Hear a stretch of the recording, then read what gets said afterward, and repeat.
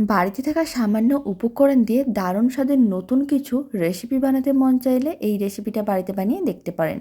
প্রথমে নিতে হবে একটা মিক্সিং বোল, তার মধ্যে দিতে হবে ময়দা, সুজি। মানে যতটা ময়দা তার হাফ সুজি দিতে হবে। অল্প করে লবণ দিতে হবে আর দিতে হবে চিনি, সাদা তেল।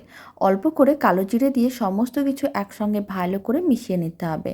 তারপর অল্প অল্প জল দিতে হবে আর একটা ডো রেডি করতে হবে। এই সময় ঠান্ডা জল দিয়ে ডোটা রেডি করতে হবে, তাহলেই কিন্তু অনেক বেশি মুচমুচে আর খাস্তা হবে, খেতেও ভালো লাগবে। ডোটা রেডি করে নেওয়ার পরে ডোটা থেকে লেচি কেটে নিতে হবে। তারপরে একটা করে লেচি নিতে হবে, গোল করে প্রেস করে চ্যাপ্টা করে নিতে হবে। শুকনো ময়দার মধ্যে ভালো করে কোট করে তারপরেই কিন্তু বেলনি দিয়ে বেলে নিতে হবে।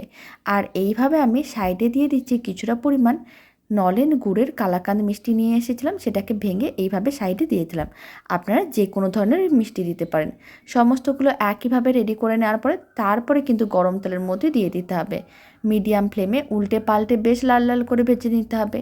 একটু টাইম নিয়ে ভাজলে অনেক বেশি মুচমুচে আর খাস্তা হয়, খেতেও অনেক বেশি ভালো হয়। বাড়িতে বানিয়ে দেখতে পারেন, আপনাদেরও ভালো লাগবে।